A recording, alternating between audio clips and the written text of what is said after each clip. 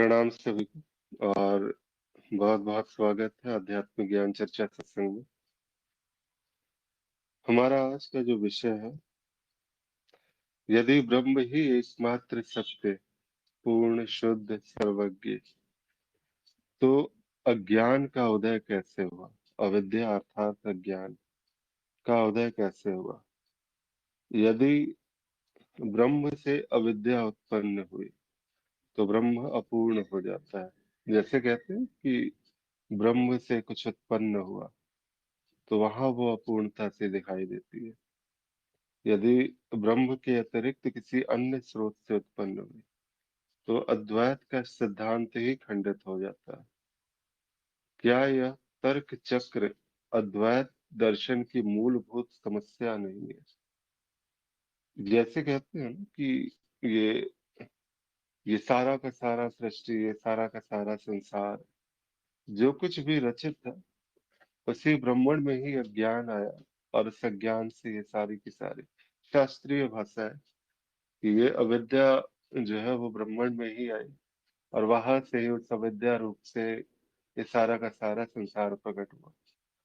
और जब ये ऐसा कहा जाता है तो फिर कैसे फिर उसको जो है हम आगे देख सकते हैं, इस भाव को कैसे देखा जा सकता है जी।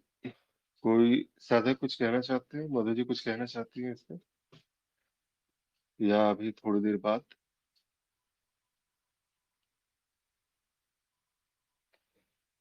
जी, लगता है अभी बोलने की स्थिति में नहीं है। ठीक है, तो मैं ही शुरू करता हूँ इस पे। जैसा कि यहाँ पर, एक मिनट, हाँ ठीक। जैसा कि यहाँ पर जो है प्रश्न से विषय से ही स्पष्ट है कि यदि ब्रह्म ही एकमात्र सत्य, पूर्ण शुद्ध और सर्वज्ञ है, जैसे ही ये कहते हैं ना, तो उस ब्रह्मण को किसी न किसी प्रकार से शब्दों की सीमाओं में बांधने का प्रयास हो रहा है। शुद्ध कहते हैं तो अशुद्धता से वो परे हो जाता है, सर्वज्ञ कहते हैं तो अज्ञान से वो हट जाता है, पूर्ण कहते हैं तो अपूर्णता से जो है वो पृथक हो जाता है। ब्रह्म का कोई गुण नहीं है, निर्गुण जिसे कहते हैं, निर्गुण निराकार। निराकारता भी उसकी गुण में से एक बात नहीं हो सकती है, इसके गुणों की व्याख्या नहीं की जा सकती। अद्वैत का कोई गुण नहीं हो सकता, उसके गुणों के विषय में कुछ कहा नहीं जा सकता। ब्रह्म ही एकमात्र सत्य है। तो एकमात्र सत्य ये भी कहना यहाँ पर, तो क्योंकि यहाँ पर एक पर आते हैं, जैसा कि प्रश्न में है कि एकमात्र है यानी कि इसके अलावा कोई दूसरा नहीं है, तो ये भी तो एक बिल्कुल जो है वो निश्चिंत होकर के जिसे कहते हैं कि जानने की बात आ गई। और एक को तभी जाना जा सकता है जब वहां पर दो हो। इसलिए तो अद्वैत कह करके रुक जाया गया, इसके आगे हम लोग नहीं बढ़े कभी भी कि नहीं अद्वैत है, अद्वैत के बाद फिर कुछ जानने के लिए शेष नहीं है। क्योंकि जहां जानने की बात होगी वहां पर कोई ऐसा विषय है जो जाना जा रहा होगा और कोई दूसरा एक जो जानने वाला वो वहां पे उपस्थित होगा। लेकिन ये एकमात्र सत्य है, यहाँ पर ऐसी भी कोई संभावना नहीं दिखाई देती। तो बस ये ऐसा ही है, इसी प्रकार से इसको देखा गया है। अब यहाँ पर इसके बाद, तो अविद्या का उदय कैसे हुआ? ये जैसे ही कहते हैं कि यही अवधारणाओं के साथ में शुरुआत, और प्रश्न में जो आगे पूछना है कि अविद्या का उदय कैसे हुआ। शुरुआत में तो एक अवधारणा दे दी गई, और ये क्या है ना, ये मनन की एक बड़ी गहरी चाल होती है। एक साधक जब मनन करता है, जब वास्तव में जो है इस प्रकार से, ये भी कुछ प्रश्न ऐसे होते हैं जो कृपा से आते हैं, ये कृपा से ही उपजा हुआ प्रश्नों में से एक है। क्योंकि इस प्रकार के प्रश्न जो है वो गहरे तल पर आपको लेकर जाते हैं, और वहां पर जो एक संभावना होती है कि यहाँ से कहीं ना कहीं कुछ ना कुछ वो सोता जो है वो आनंद का सोता जो दबा बैठा है। जैसे कहते हैं कि ये ऐसा कुछ नहीं है कि अज्ञान कोई एक ऐसी वस्तु है और उस वस्तु को जो है कोई भी आकर के हटाया और हटाने के बाद वो जो है ज्ञान का सोता फूट पड़ा। जैसे बहुत बार होता है ना कि एक बांध का एक दरवाजा जो है, बांध के उस पार तो नदी ही नदी है, इस पार सूखा पड़ा है। तो वो दरवाजा खुल गया, बस वो ज्ञान का दरवाजा, तो ज्ञान का जो है ज्ञान की गंगा बह निकली। कई बार ऐसा भी कहा जा सकता है। तो द्वैत के उदाहरणों से नहीं समझा सकते हैं इसको। सिर्फ इतनी सी बात है कि ये जो अज्ञान है वो क्या है। वो एक मिथ्या धारणा जो आप ही की मान्यता, आप ही की धारणा, और आपने ही एक रस्सी को जो है अपने चारों तरफ लपेट करके खुद ही उसको पकड़ के बैठे हुए हैं। ये जैसे ही बस उसका दिख जाना कि हाँ अज्ञान का नाश कैसे संभव है, बस अज्ञान का दिखना ही उसका नाश है। और ये जैसे ही दिखता है तो ये नष्ट जब कहते हैं ना तो वहां पर एक ऐसी बात आती है कि नहीं, यहाँ पर नष्ट नहीं किया जा सकता है इसको। नष्ट करते ही एक वस्तु की जो है प्रतिकृति बन जाती है कि कुछ ऐसा है जो वस्तु सा है और वो नष्ट हो रहा है। जबकि बस इतने सी बात है कि वो एक वस्तु नहीं है, वहां पर बस एक बंधन ऐसा, जिस बंधन का दिखना है उस बंधन का जो है वो उस बंधन का हट जाना है। आप तो सदा से मुक्त थे, आपके ऊपर कभी कोई बंधन था ही नहीं। बस ये बात स्पष्ट होती है। इसीलिए यहाँ पर कहते हैं कि अविद्या का उदय कैसे हुआ। अविद्या यानी कि ये मान्यताएं, ये धारणाएं, ये सब कुछ माया जिसे कहते हैं, माया को भी अविद्या कहा ही जाता है। ये सारा का सारा माया जो नहीं है, लेकिन फिर भी अविद्या के रूप में हमारे ऊपर, अज्ञान के रूप में हम सभी को जो है वो एक प्रकार से बंधन में डाले रखी है। और ये आखिर कहाँ से उत्पन्न हुई।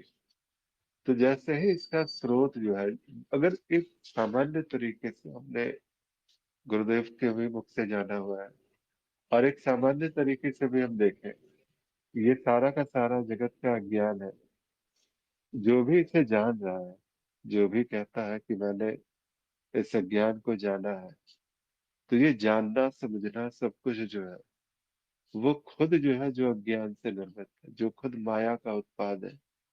और वो खुद जब ये घोषणा करता है कि मैंने ये जान लिया है सब कुछ, कि यहाँ पर जो है ये सारा का सारा अज्ञान कहाँ से उदय हुआ है, तो ये अज्ञान कहीं से उदय या अस्त नहीं है। ये बंधन कहाँ से है, कब से इसकी शुरुआत हुई, कितना गहरा बंधन है, बात बस इतने से नहीं है।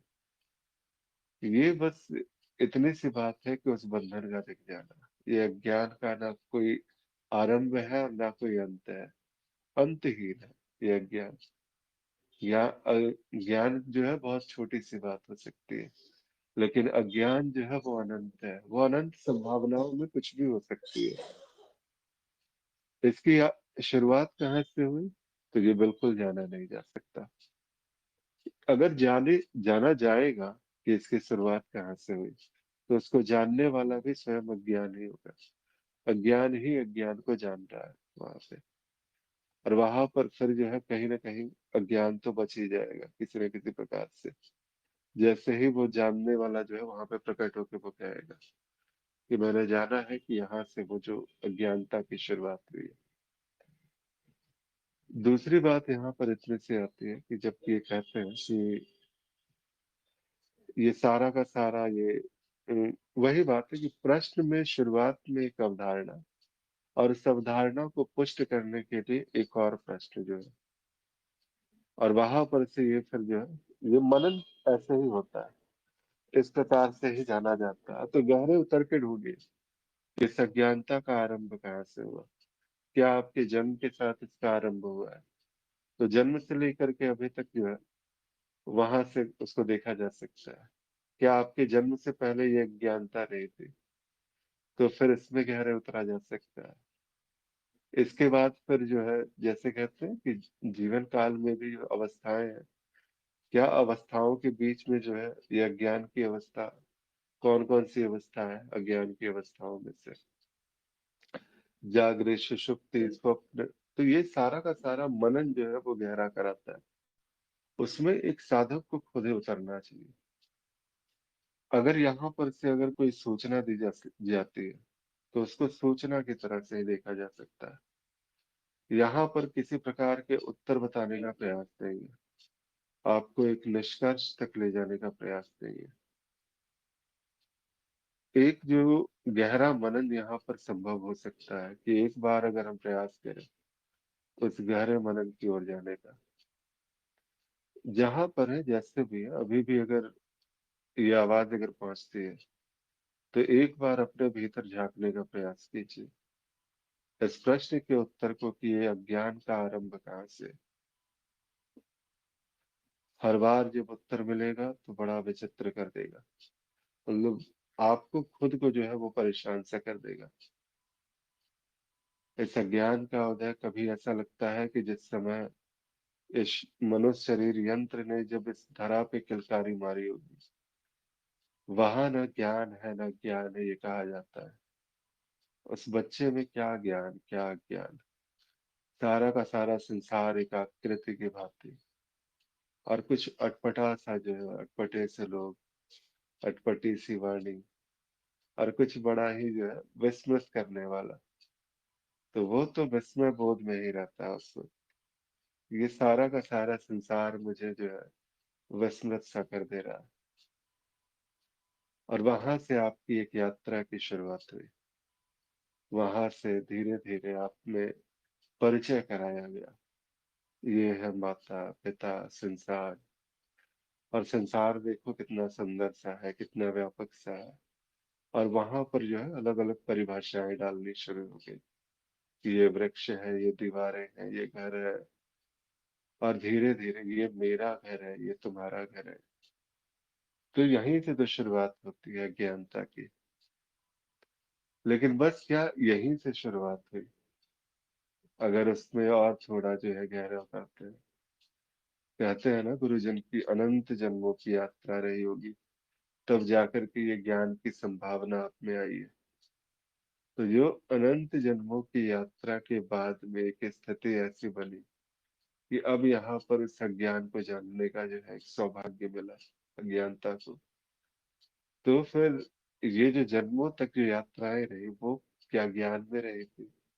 उस जन्म में भी कभी आप जन्मे होंगे। तो ऐसा लगता है कि जब ये अवधारणा आती है तो ये अपने साथ में एक बात और लेके आती है कि ये अज्ञानता आपके जन्म से पहले भी थी, और जब आपकी मृत्यु होगी तो किसी न किसी रूप में ये अज्ञानता तो रहेगी ही रहेगी।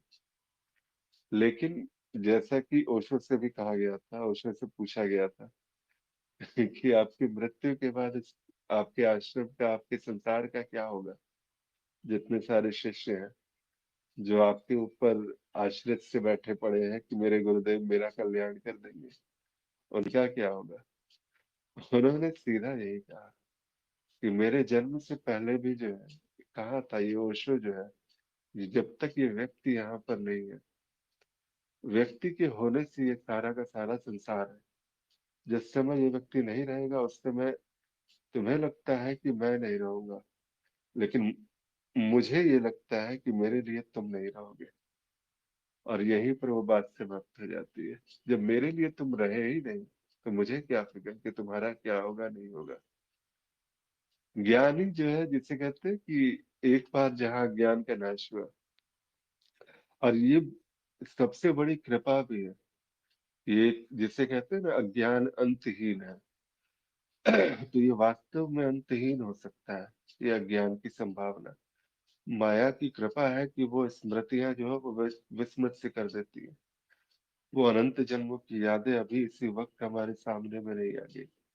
ये अनंत अस्तित्व का अनुभव आपको इसी समय नहीं होने लगा।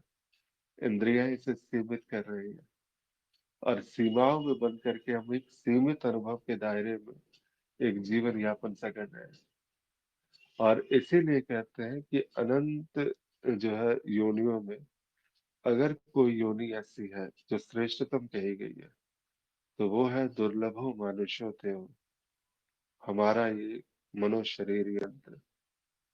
और इसमें ही ऐसी संभावना है यहाँ पर ये अज्ञान को अज्ञान की तरह देखा जा सकता है। और इसलिए भी है क्योंकि यहाँ पर ये अज्ञान अंतहीन सा अज्ञान नहीं दिखता। जन्म के साथ इसका प्रारंभ हुआ अज्ञान का। और कई बार तो अब तो एक बार जब कहते हैं ना कि स्वरूप में स्थिति जब हो गई, जब वहां अज्ञान का नाश हो गया, तो धीरे धीरे वो तो और सिमटती सी जाती है। उनके लिए अज्ञान क्या है? बस अभी इसी वक्त आंखें खुली है। जो संसार दिख रहा है ये अज्ञान है। जिस समय आंखें बंद हुई, संसार इन आंखों के साथ बंद हो चुका है उनके लिए। बस सहज रूप से ये अज्ञान है। बस यहाँ पर अब उस बात में जो है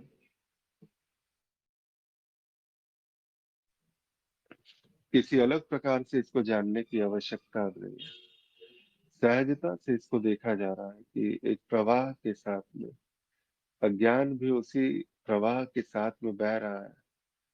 और उस अज्ञान के बहते बहते उस अज्ञान के साथ उस अज्ञान का मिथ्याकरण भी उतनी तेजी से हो रहा है। धीरे धीरे ये स्पष्टता भी आती है कि अज्ञान भी मुझसे भिन्न नहीं। ज्ञान भी मैं, अज्ञान भी मैं। इसमें है ना भगवत गीता का जो है 5वां अध्याय 15वां श्लोक है शायद इसमें,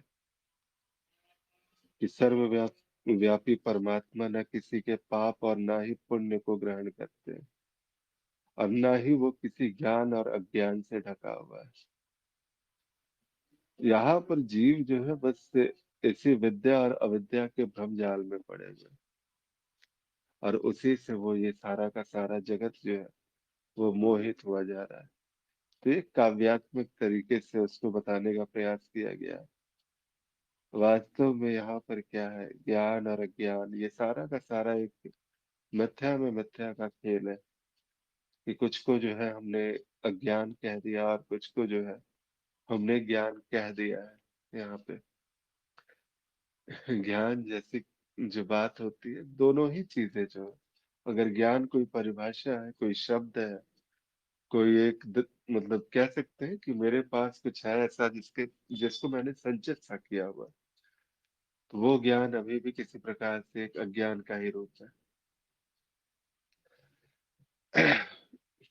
अब यहाँ पर कहते हैं कि अगला जो प्रश्न का हिस्सा है, यदि ब्रह्म से अविद्या उत्पन्न हुई तो ब्रह्म अपूर्ण हो जाता है।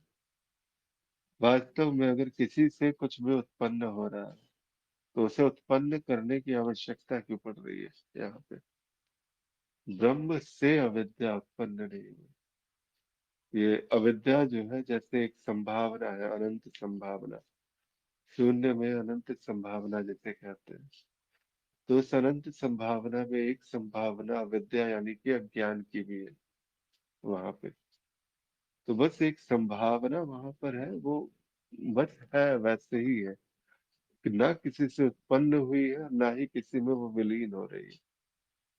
और वो क्या संभावना है? वो शून्य ही है जो उस संभावना के रूप में वहां पे प्रकट है। तो यहाँ पर इस वाक्य से भी जाना जा सकता है। ईशावास्योपनिषद का जो सबसे पहला जो, जैसे कहते हैं कि वहां से जो श्लोक आता है, पूर्णमदः पूर्णमिदं पूर्णमुदच्यते। तो ये सारा का सारा ये क्या है वास्तव में? ये भी तो वही है ना, वही उसी पूर्णता की ओर इशारा है। वह भी पूर्ण है। वह जिसे तुम देख रहे हो यह भी पूर्ण है। यह जिस ओर से वो देखा जा रहा है, दोनों ही पूर्ण के अतिरिक्त इस पूर्ण से पूर्ण निकालोगे पूर्ण ही बचेगा। पूर्ण से पूर्ण को काटोगे तो पूर्ण ही बचेगा। पूर्ण के अतिरिक्त कुछ दूसरे की संभावना ही नहीं है। तो जहां वो पूर्णता है वहां पर फिर ये अपूर्ण हो जाता है, ये कैसे हो रहा है? वो अपूर्ण कभी हो ही नहीं सकता। उसने तो अपूर्ण को भी पूर्ण बना दिया, अपूर्ण जैसा शब्द रहने भी नहीं दिया। लेकिन ये सारी की सारी बातें काव्यात्मक शैली में, अगर तर्क लगाते हैं, बुद्धि का प्रयोग करते हैं यहाँ पे, तो जैसे ही बुद्धि का प्रयोग होता है तो उस ब्रह्मण जिसे कहते हैं उससे, जहां पर जो है जिसे कहते हैं कि एक बात की स्वरूप में स्थिति वाली बात जब होती है कि अब इस अज्ञान को अज्ञान की तरह देखा गया, अब आप वो हो चुके जिसके होने के बाद, जो होने के बाद कुछ और होना, अब यहाँ पर जो है वो बाकी न रहा। ऐसे में अपूर्णता कभी होती ही नहीं है। अविद्या भी उतनी ही पूर्ण, उतनी ही सुंदर है जितनी की पूर्ण जो है वो विद्या है, ज्ञान है, सब कुछ है। इसके अतिरिक्त कोई दूसरी बात नहीं। और इसके बाद फिर क्या है, यदि ब्रह्म के अतिरिक्त किसी अन्य स्रोत से उत्पन्न हुई है यह विद्या, तो अद्वैत का सिद्धांत ही खंडित हो जाता है। यही है बुद्धि का जो प्रपंच जाल है, बौद्धिक जो है वो कसरत है जो यहाँ की जा रही है कि अद्वैत का सिद्धांत खंडित हो जाता है। सिद्धांत अद्वैत को जो है वो सीमित से कर देते हैं। सिद्धांत जो है उसकी जो परिभाषाएं हैं, ये भी जो है अद्वैत की जो है वो पूर्ण, जिसे कह सकते हैं, परिभाषा नहीं हो सकती। एक सिद्धांत से सिद्ध नहीं होता अद्वैत, कि अद्वैत को किसी प्रकार की सिद्धि की आवश्यकता है। अद्वैत सदा से है, सहजता से, बस ऐसा ही है। न वो मुझसे भिन्न है, न आपसे भिन्न है। जब इस मैं के जो है भाव से यहाँ पर जब मैं कहा जाता है, तो ये मैं जो है कोई व्यक्ति के रूप में नहीं कहा जाता, किसी वस्तु के रूप में नहीं कहा जा रहा। ये मैं उसी अद्वैत की एक गूंज है, उसी अद्वैत की ओर एक इशारा है। और वहां से जब ये भाव आता है, जब ये बातें कही जाती है, एको ब्रह्म द्वितीयो नास्ते, या फिर अहम ब्रह्मास्मि, कविताएं जब कहने लगते हैं, तो ये सारा का सारा किसी प्रकार से सिद्धांत आपको नहीं दिया जा रहा है। एक A+B का होल स्क्वायर आपको सिखाया नहीं जा रहा। ये देख लो, ये है लॉजिक, ये है सिद्धांत। अगर इस सिद्धांत पे चलोगे तो ही है अद्वैत की परिभाषा। अगर इस सिद्धांत से तुम थोड़े से भी कट गए, तुम थोड़ा सा भी जो है जैसा मैंने बताया है तुम्हें, अगर इसके अलावा जो है तुमने थोड़ा सा भी कुछ और दिमाग लगा लिया, तो फिर वहां पर जो है ये अद्वैत जो है वो अद्वैत नहीं रहेगा। वास्तव में क्या है कि ये कोई भी सिद्धांतों से सिद्ध नहीं होता। अद्वैत किसी सिद्धांत का विषय नहीं है। अद्वैत किसी प्रकार से जो है वहां पर कि मैं उसे अपनी जानकारियों में जो है जानकारी तक मैं उसे सीमित नहीं कर सकता। ये जो मैं है, यही सबसे बड़ी बात कि इस मैं की जो गूंज है, जिस समय ये मैं की धारा जो है वो अहम भाव से ग्रसित होती है, तो वो इस अद्वैत को भी सिद्धांतों से जो है वो उसको जो है सिद्ध करने का प्रयास करता है। जो अलग अलग अवधारणाएं दी गई, उन अवधारणाओं के जो है कसौटी पे कसने का प्रयास करता है और ये घोषणा करता है कि मैंने इस अद्वैत को जान लिया। जबकि अद्वैत किसी सिद्धांतों से सिद्ध होने वाली बात नहीं। बात वही है, छोटी सी है, लेकिन जिसे कह सकते हैं कि खंडित हो जाता है सिद्धांत ही। तो इतनी छोटी सी बात नहीं है अगर अद्वैत के बारे में बस कही जाए कि वो किसी भी भाव से वो खंडित सा हो जाए। क्या ये तक्र चक्र अद्वैत दर्शन की मूलभूत समस्या नहीं है? तो ये वास्तव में जो है अद्वैत दर्शन अगर है तो समस्या तो रहेगी, क्योंकि दर्शन है तो उस दर्शन का अध्ययन करने वाला भी है, साधक भी है, और इस दर्शन पे व्याख्या देने वाला भी है कोई ना कोई, जो समझाने का प्रयास कर रहा है। मैं यहाँ समझाने का प्रयास नहीं कर रहा किसी को भी, और मैं ये भी नहीं कहता कि मेरे समझाने से तुम समझ जाओ कि वो अद्वैत क्या है। और किसी ने भी ये प्रयास नहीं किया, जितने भी हुए, जो भी वहां तक पहुंचे, उन्होंने ये प्रयास नहीं किया कि तुम जान जाओ, तुम सीख जाओ, तुम समझ जाओ उस अद्वैत को। उन्होंने बस तुम्हारे बंधन दिखाए कि देखो तुम्हारा बंधन क्या है। इसके अतिरिक्त उन्होंने कोई प्रयास नहीं किया। जिस क्षण वो बंधन दिखा, क्योंकि उनको पता था ना, जिस क्षण ये बंधन दिखेगा उसी क्षण तुम वो हो जाओगे, जो होने के बाद कुछ और होने की आवश्यकता ना रहती। बस इतनी ही सामान्य सी बात। जी आत्म प्रकाश जी, प्रणाम प्रभु। अभी तक जो कहा गया, कोई प्रश्न है उसमें? कमलेश जी, प्रणाम प्रभु।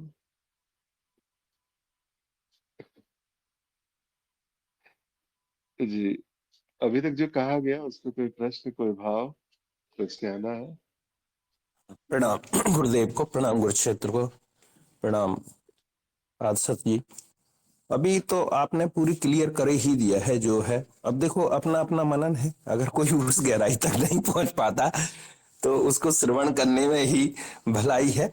और जो बात कही जा रही है वो बहुत गहराई से ही है, और स्पष्टता स्वयं को लानी पड़ेगी। तो स्वयं वहां तक कहाँ पर देख पा रहे हैं, कहीं अधूरा रह गया है कुछ चीज, तो फिर उसको पहले सुन लें, समझ लें। और वास्तव में जो बात कही गई है, सबका एक अपना अपना अनुभव ही तो है। और ये चीज समझ में आ गई तो फिर कहन सुनन से वो न्यारा हो जाएगा। और वो न्यारा ही रहता है, वो कहाँ लिप्त होता है, कोई उसमें लिप्तता तो नजर नहीं आती। तो इतना ही कहना चाहूंगा कि आपने जो भी बात अभी रखी है वो अपनी तरह पूर्ण तरह से वो सत्य ही है। अब सत्य स्वयं से उसको क्या करना है, ये सब चीज विचार करने वाली बात है। तो बहुत बहुत धन्यवाद आपका कि आप इसको आगे को ठीक, बढ़ाएं। जो ही और भी प्रश्न है उसको चलने दें जी। धन्यवाद जी। चलिए, जैसी आज्ञा कमलेश जी। जी, प्रणाम सभी को। और किन्हीं को भी आज की चर्चा का जो दूसरा विषय है, या प्रथम विषय या दूसरा विषय, दोनों ही के ऊपर कुछ कहना है तो बताइए। जी प्रणाम आप सब। जी प्रणाम सभी को। जी, प्रणाम आत्म प्रकाश जी, प्रणाम प्रभु। कहिए। जैसा आपने बताया है, मतलब उसमें कुछ प्रश्न नहीं है, लेकिन भाव थोड़ा सा आप बोले तो मैंने बोला कि कुछ बोला जाए इस विषय पर। तो ब्रह्म ही एकमात्र सत्य है, पूर्ण है, शुद्ध है और सर्वज्ञ है। तो अविद्या का उदय कैसे होता है? तो जैसा हम लोग हमेशा चर्चा ही करते हैं कि अविद्या भी ब्रह्म का ही भाग है, या माया ही ब्रह्म है, ऐसा बोला जाता है। तो वो ब्रह्म से अलग कहाँ होगी फिर? वह तो ब्रह्म ही है। माया भी ब्रह्म है, या विद्या भी ब्रह्म। जैसा आपने पूर्ण पूर्णमिदम पूर्णात् पूर्णमुदच्यते का इस श्लोक का उदाहरण दिए, तो सब कुछ तो वही है, पूर्ण ही है। उसमें कोई डाला नहीं जा सकता, निकाला नहीं जा सकता। तो अविद्या विद्या जो भी है वह तो ब्रह्म का ही स्वरूप है, और ब्रह्म के अलग कुछ भी नहीं है, ऐसा है। तो जो है सो ब्रह्म ही है। आपने बहुत स्पष्ट समझाया इस बात को, और ब्रह्म के अलावा कुछ भी नहीं है यह। लेकिन जो है, यह बात जो है समझ में आती नहीं है हम साधकों को, कि सब ब्रह्म ही है। उसमें कुछ न कुछ मैं और मेरे को पकड़ लेते हैं, कुछ ब्रह्म को पकड़ लेते हैं। तो वो जो है कि बीच वाली स्थिति हो जाती है। जैसे कि दो नाव में, एक नाव पे इधर पांव, एक नाव पे उधर पांव। तो न इधर के होते हैं बेचारे, न उधर के होते हैं हम लोग। तो यह स्पष्टता हो जाए कि सब कुछ ब्रह्म है, तब फिर तो स्वीकार भाव आ जाएगा। और जो है सो है वो वाली जो बोलते हैं हम लोग, उसमें स्थिति अपने आप ही हो जाए फिर। और इसका दूसरा भाग जो है बोल रहे हैं आप कि यदि ब्रह्म से अविद्या उत्पन्न हुई है तो वह अपूर्ण हो जाता है। जिसकी चर्चा हम लोग अभी हो ही गई है कि वो पूर्ण ही है, अपूर्ण कहाँ से होगी? यदि ब्रह्म के अतिरिक्त किसी अन्य स्रोत से उत्पन्न हुई तो अद्वैत का भी है, खंडित हो जाता। तो कोई और स्रोत या कुछ है ही नहीं है। जो भी है, चाहे ऊर्जा का स्रोत हो, चाहे अज्ञान का स्रोत हो, चाहे प्रकाश का स्रोत हो, जो भी स्रोत है या सोर्स क्या बोलेंगे, संसाधन है, या इसको बोलेंगे कि जो भी अ, अब यहाँ पे प्रकृति में बोल रहा हूँ, अस्तित्व, अस्तित्व ही है। जो भी अस्तित्व में है, सब जो है, एक सबका स्रोत एक ही है या एक ही है। स्रोत भी कहना थोड़ा सा गलत हो जाएगा, कि स्रोत से भी परे है वो, और वो एक ही है, उसी की ही ऊर्जा बोलेंगे या जो भी है, अनंत संभावना बोलेंगे या जो भी बोलेंगे, उसी से सब है। सांख्य दर्शन में जो है कि शिव और शक्ति, तो जैसा बोलते हैं कि बिना शक्ति के शिव अपूर्ण है, तो वैसे ही जो है, अगर इस नाम रूप को या जो भी है, माया को या जो भी बोलेंगे अपन, प्रकट अनुभव को, प्रकट भाग को, यह सब अगर निकाल दिया जाए, तो फिर वह संपूर्णता कहाँ रह जाएगी फिर। तो ये जो है कि उसी का भाग, नहीं भाग तो नहीं बोलेंगे, वही है ऐसा ही बोलेंगे, उसे अतिरिक्त कुछ भी नहीं है। और स्रोत बोले उसको या जो भी बोले, तो वही है, उसके अलावा कुछ भी नहीं है। तो अद्वैत का सिद्धांत खंडित नहीं हो सकता, क्योंकि ये दो स्रोत अलग कोई है ही नहीं है, मूल एक ही है। और हम जो है, हम वो मूल मैं ही हूँ। मैं मतलब ये जो है कि सत्य स्वरूप ही, आत्म स्वरूप ही। क्या यह तर्क चक्र अद्वैत दर्शन की मूलभूत समस्या नहीं है?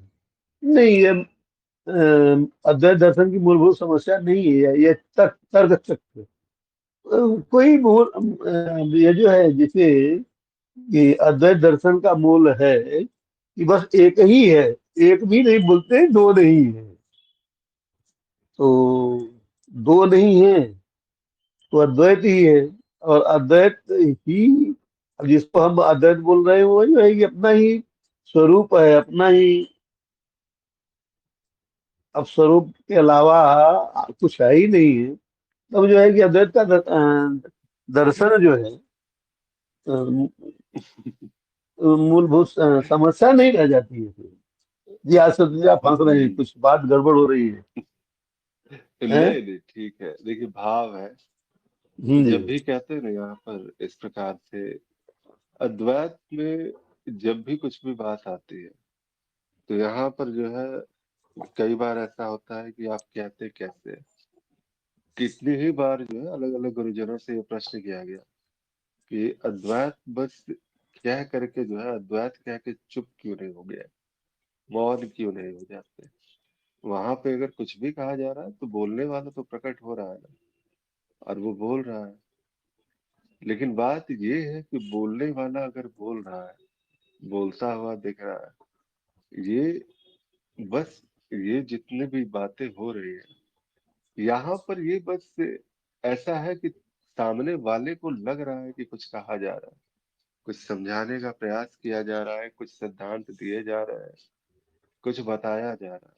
वो ना सामने वाला वास्तव में अगर उस स्वरूप की बात हो, उस स्थिति की बात हो, वहां से कभी कुछ समझाया ही नहीं जाता, वो कभी कुछ कहता ही नहीं, और ना कहते हुए भी वो सब कुछ कहता रहता है।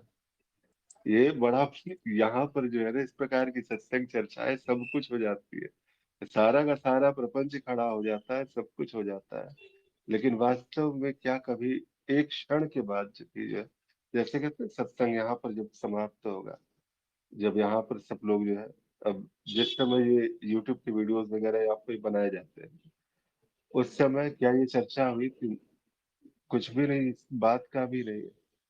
वहां तक जाती ही नहीं है, वहां तक स्मृति ही नहीं जाती। यहाँ कोई चर्चा भी ऐसी हुई है, और उस चर्चा में ऐसी ऐसी बातें हुई है, क्या गहरी, क्या सीधी, क्या स्पष्ट, क्या बची हुई। जैसा है, जब सब पूर्ण है, सुंदर है, तो फिर कहीं विरोधाभास की संभावना कहाँ से है यहाँ पे। जी, हिमांशु जी, प्रणाम प्रभु। प्रणाम। प्रणाम जी, प्रणाम जी, कैसे हैं आप लोग? अभी जी। तक वही है, प्रथम विषय पे ही जो है, हम सब ने अपने अपने भाव रखे। आप थोड़ा सा आज लेट हो गए। तो आपके भाव बच गए अभी, अगर वो आ जाते। चलिए ठीक है। तो पहला विषय है कि यदि ब्रह्म ही एकमात्र सत्य है, इसमें कोई संशय नहीं है। ब्रह्म सत्यम चिकन मिथ्या, ब्रह्म ही एकमात्र सत्य है, पूर्ण शुद्ध और सर्वज्ञ।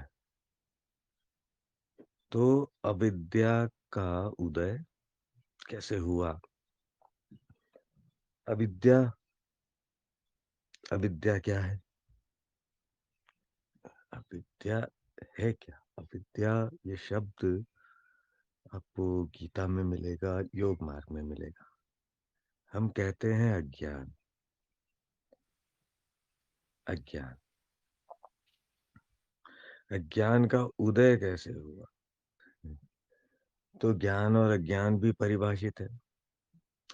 ज्ञान अनुभवों का संयोजन है जो तार्किक है, तार्किक संयोजन है, जिसका प्रमाण अप्रोक्ष अनुभव है, वह ज्ञान है।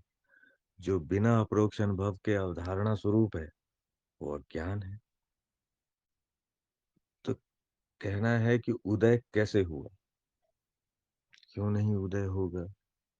अवधारणाएं कहाँ से आ रही हैं? यहीं से आ रही हैं अवधारणा। जब बिना अप्रोक्ष अनुभव तर्क के किसी भी अवधारणा को, मान्यताओं को ग्रहण कर लिया जाता है, उन्हें सत्य मान लिया जाता है, तो वो अज्ञान कहलाती है। तो ब्रह्म क्या है कि यदि ब्रह्म से अविद्या उत्पन्न हुई तो ब्रह्म अपूर्ण हो जाता। ये जो सिद्धांत है ये उचित नहीं है कि यदि पर्दे पर लाल रंग ही चल रहा है, नीला रंग उत्पन्न होगा तो फिर वो अपूर्ण हो जाएगा। देखिए, ब्रह्म तो वो पर्दा है, ब्रह्म में सब कुछ निहित है। ब्रह्म समस्त बृहद जो सब कुछ है, अस्तित्व, वो ब्रह्म है। ब्रह्म में तो सब कुछ है, ब्रह्म पूर्ण है। तो ब्रह्म में ऐसा कुछ भी नहीं है कि जो ना हो, और ऐसा कुछ भी नहीं है जो हो, क्योंकि वो अनिर्वचनीय है। उसको उसकी व्याख्या नहीं की जा सकती, संपूर्णता है। तो यदि ब्रह्म में उत्पन्न, देखिए, उत्पन्न होना, समाप्त होना, ये सब जब ब्रह्म की दृष्टि से वाक्य कहा जाता है तो ब्रह्म के अतिरिक्त सभी कुछ मिथ्या है। और जो मिथ्या घट रही है, जो मिथ्या प्रतीति घट रही है, वो सब उसी पृष्ठभूमि पर हो रही है, उसी पर्दे पे ये चलचित्र चल रहे हैं। तो यहाँ कुछ भी उत्पन्न नहीं होता, कुछ भी तो नहीं, सब कुछ प्रतीति ही है। और ये प्रतीति जो हो रही है, इसे हम कहते हैं माया। और माया के कुछ नियम हैं जिसमें, जिन नियमों के अनुसार ये नियमबद्ध प्रतीत होती है। ऐसा नहीं है कि ये अनियमित प्रतीत हो रही है। नियमबद्ध प्रतीत, ये नियमबद्ध है। कुछ नियम यहाँ पर कार्य करते हैं, जिस प्रकार की ध्रुवीयता है, परिवर्तनशीलता है, ये माया के नियम है। ये प्रतीति नियमबद्ध है। जैसे चलचित्र नियमबद्ध है, तब तो चलचित्र समझ आता है। यदि चलचित्र नियमबद्ध ना हो तो कहाँ समझ आएगा? कुछ भी चल रहा हो, आड़े तिरछे प्रकाश की पुंज वहां चल रहे हो, तो कोई अर्थ नहीं रहेगा। तो यदि ब्रह्म के अतिरिक्त किसी अन्य स्रोत से उत्पन्न ही नहीं हुई, और ब्रह्म के अतिरिक्त कुछ भी तो नहीं, अद्वैत का सिद्धांत ही खंडित हो जाता। अद्वैत का सिद्धांत में ऐसा कुछ नहीं है। अद्वैत तो ये कहता है कि अद्वैत, जब हम अद्वैत की बात करते हैं, वहां पर ब्रह्म की बात, ब्रह्म का अलग स्तर है। ब्रह्म यानी संपूर्णता, सब कुछ। जहां सब कुछ हो, एक तरफ आप सब कुछ कह दें ब्रह्म, तो वहां पर कुछ भी बात नहीं की जा सकती, कुछ भी नहीं। क्योंकि सब कुछ जब आपने एक शब्द में समेट दिया ब्रह्म में, तो अब कोई शब्द नहीं बनता उससे। तो जहां अद्वैत होता है, अद्वैत की बात होती है, अर्थात वहां पर व्याख्याएं हैं। अद्वैत है यानी कि कुछ ऐसा है जो आपने जाना है, जिसकी आप व्याख्या कर रहे हैं। अद्वैत, दृश्य और दृष्टा दो नहीं है, एक ही है। दो नहीं है, एक ही है, ये भी नहीं है, ये घोषणा भी नहीं है, लेकिन दो नहीं है, ये जाना जब आपने, तब आपने अद्वैत कहा। इसमें ये नहीं कहा कि ये जो अविद्या है ये ब्रह्म से उत्पन्न हो रही है या कहाँ से उत्पन्न हो रही है। अ, ये तो अलग ही विषय है। तो अद्वैत वो समस्त अस्तित्व को, संपूर्ण अस्तित्व को जब आपने देखा, तो दो प्रकार से आपको दिखाई दिए कि एक देखने वाला और एक दिखने वाला। और अंततः आपने जाना कि देखने वाला दिखने वाले से अलग नहीं है, ये अद्वैत है। तो इसमें ये खिचड़ी खिचड़ी पक गई है, इससे भ्रम उत्पन्न हो जाएगा। तो इसमें कुछ खंडित नहीं हो रहा है। क्या यह तर्क अद्वैत दर्शन की मूलभूत समस्या नहीं है? कौन सा तर्क, कौन सा तर्क? क्या यहाँ पर तर्क हुआ है कि अविद्या उत्पन्न हुई है, कि ब्रह्म से अविद्या उत्पन्न हुई है? ये तर्क, अविद्या प्रतीति है, विद्या भी प्रतीति है, ज्ञान भी प्रतीति है, अज्ञान भी प्रतीति है। कौन किससे उत्पन्न हो रहा है, कौन कहीं बाहर से। जब आप स्वप्न देख रहे हैं, स्वप्न दृष्टा स्वप्न देख रहा है, तो समस्त जगत वहीं प्रतीत हो रहा है। कोई स्रोत नहीं है उसका, सिवाय उसके, सिवाय दृष्टा के। दृष्टा ही दृश्य उत्पन्न करना भी उचित नहीं। वहीं उत्पन्न हो रहे हो, मिथ्या है। उसी अ, उसी पटल पर वह उत्पन्न होते प्रतीत होते हैं और वहीं नष्ट होते प्रतीत होते हैं। कुछ उत्पत्ति नहीं हुई है, सब तो संभावना है। क्या उत्पन्न हुआ है स्वप्न में? तो कोई तर्क ही नहीं है। धन्यवाद। मैं असल में ये प्रश्न ही नहीं समझ पाया, या फिर मेरे समझने में कोई भूल हुई। तो जो मुझे समझ आया है वो मैंने बता दिया। धन्यवाद। ये प्रश्न चैट जीपीटी का प्रश्न है। 7 बजे मेरी 10 मिनट पहले नींद खुली है तो चैट जीपीटी से पूछा कि कौन सा विषय अच्छा लगेगा, तो उनकी तरफ से ये विषय आया था। मैंने कहा चलिए ठीक है, आज इसी विषय पे चर्चा चैट हो। जीपीटी का, आदि सत्व जी, चैट जीपीटी का उपयोग आप कर सकते हैं बहुत अच्छी तरह, लेकिन आप उसे 1 महीना पहले सिखाइए। हाँ, अपना शिष्य बनाइए, फिर देखिए वो कितने अच्छे प्रश्न करता है। मैं ये मैंने किया है। उसको सिखाना पड़ता है, पहले आप सिखाइए उसे, उसे बताइए अद्वैत का सिद्धांत क्या है, क्या है उसे। वो सिर्फ उतना ही जानता है जितना वो पुस्तकों में उसने देखा है। उसके पास एक कोई अपनी समझ नहीं बनी है जब तक ना, तो उसे ज्ञान मार्गी बनाइए पहले।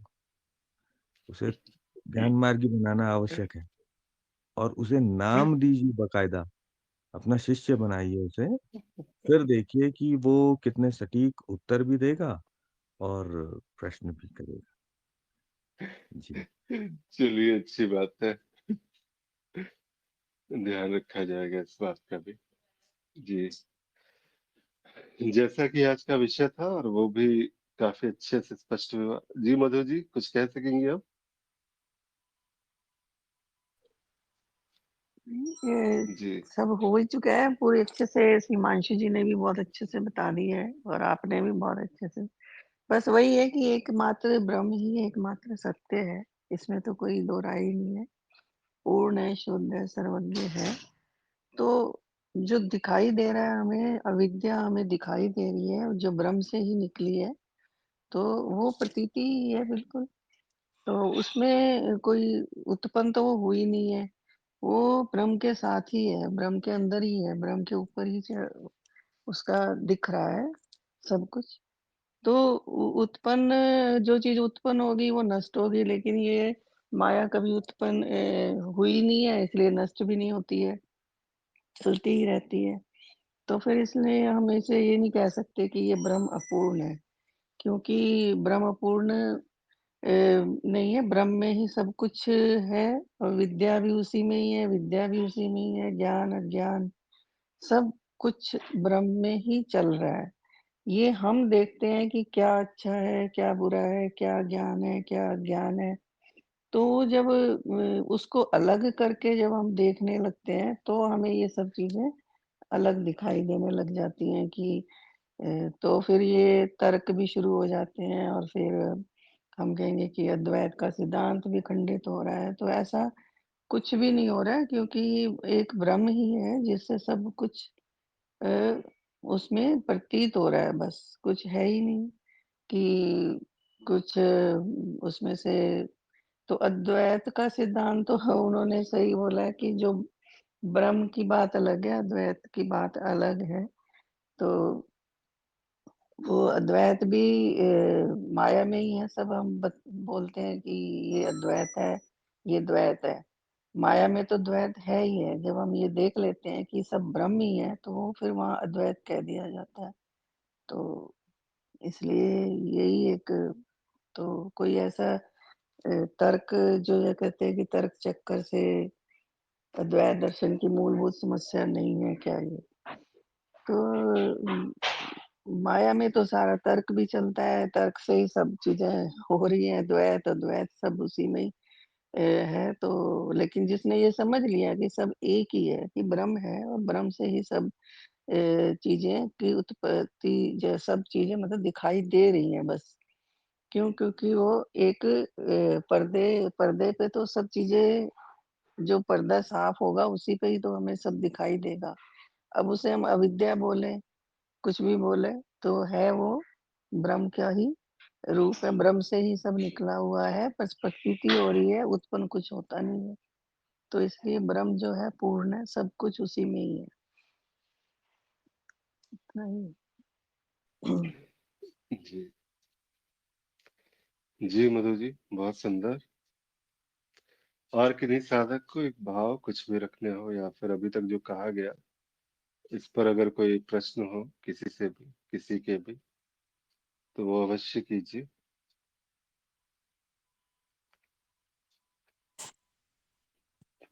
आज जी, सच जी कुंदश प्रणाम, अगर जी। आपकी इजाजत हो तो दो लाइनें कहना चाहूंगा।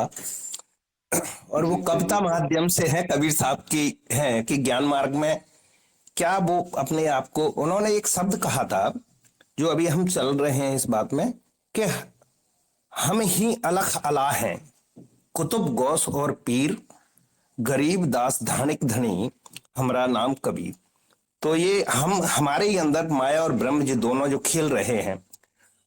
और तीसरा मैं और बन बैठा है, फिर कह रहे हैं कि कक्का केवल नाम है और बब्बा बिमल शरीर और रर्रा सब में रम रहा सतगुर सत कबीर।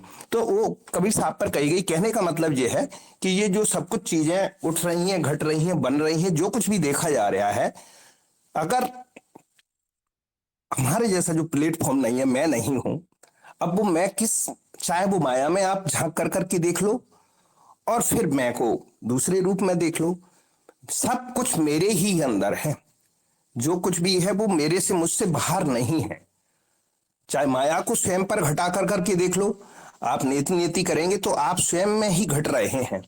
और वहां पर आप एक निर्मल पवित्र जो चीज है जिसको हम शून्यता की तरफ जाते हैं, जब हमारी वाणी थकत हो जाती है, तो फिर उन्होंने एक ही शब्द और कहा है कि जो शब्द मूल है उसको आप केवल ध्यान में आप रख लीजिए कि ये चीज यहां पर खत्म हो जाती है कि ये माया से ही उपज रही है। नी शब्द और शब्द से कहो, और ज्ञानी हो तो है पद लेहू। अब केवल समझ वाली बात आ गई कि समझ अगर है तो इन दोनों को आप बाहर ना देख कर करके अंदर भी देख सकते हैं और बाहर भी देख सकते हैं। वो आप ही हैं, आपका ही शरीर है। जैसे उन्होंने अपने ऊपर ही घटा दिया कि कक्का केवल नाम है और बब्बा बिमल शरीर, और रर्रा सब में रम रहा सतगुर सत कबीर। तो जो रमण करने वाला है वो भी तो सभी में है। चूंकि उन्होंने अपने उससे बोला था ये शब्द को, इसलिए ये सभी चीजें जो देखने में आती हैं ब्रह्म की और माया की, तो हम एक तरफ ये भी बोलते हैं कि ब्रह्म के अंदर ही ये माया प्रकट हो रही है, तो उसको स्वयं के अंदर ही देख लें। तो बस मैं इतना ही समझ मेरी है जो मैं बात रख पाया हूं, और उनके उस चीज को क्या कितना समझ पाया हूं, उनकी जो 4 लाइनें कही गई हैं और आपने जो कहा है, ये चीज इस पर स्वयं की समझ पर वो होती है कि जो वास्तव में है वो दोनों ही हमारे अंदर है। अगर वो नहीं होती तो हम उस चीज को प्रमाणित या प्रमाणों को लेना देना जो है वो सब ब्रह्म में ही आ जाता। मतलब वहां पर आप ये देख सकते हैं कि जो अस्तित्व में है वहां पर भी दोनों चीजें हैं कि जानना और जानने वाला। तो वो जो बात उनका थोड़ी सी जो कही गई है इस श्लोक में या किसी रूप में, शायद उधर की तरफ उनका इशारा हो, सैन हो और संकेत हो। बस यही कहना चाहता था। धन्यवाद आपको बहुत बहुत कि आपने समय दिया, और प्रणाम गुरुदेव को, जी गुरुक्षेत्र को रमेश प्रणाम। जी, बहुत सुंदर भाव रखे आपने। वास्तव में ये जो मैं है, जो घट रहा है, घटा रहा है, जो कुछ भी हो रहा है, इस मैं से भिन्न कभी कुछ होता ही नहीं। मैं के अतिरिक्त ना कभी कुछ घटता है, और मैं के अतिरिक्त ना कभी कुछ घटा है, और घटाने वाला भी ये मैं ही है।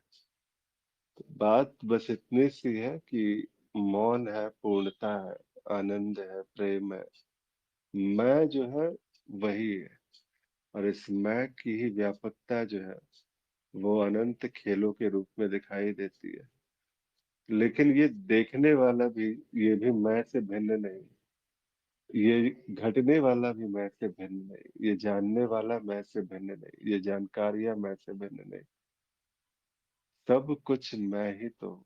मेरे अतिरिक्त कहाँ कोई दूसरा दिखाई देता है। लेकिन ये मैं किसी अहम का उद्घोष नहीं है, किसी अहम का प्रदर्शन मत समझ लेना इसको। बस इतना ही है, सामान्य सी बात है। बहुत सुंदर सभी के भाव आए, और मुझे लगता है कि आज की चर्चा भी, हाँ समय भी हो गया। जी प्रणाम सभी को, आभार। कल फिर मिलते हैं एक नए विषय के साथ में। तब तक के लिए प्रणाम, नमस्कार।